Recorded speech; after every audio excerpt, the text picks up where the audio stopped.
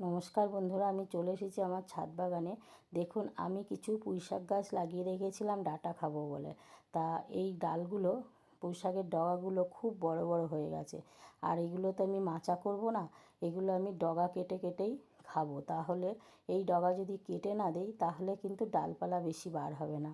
সেই জন্যে আমি আজকে এই পুঁইশাক গাছের সমস্ত ডগাগুলো কেটে কেটে নিলাম আর মিডিল পজিশান থেকে রেখে দিলাম। তার থেকে আবার ডগা বার হলে আমি সেইগুলো আবার রান্না করে খেতে পারবো।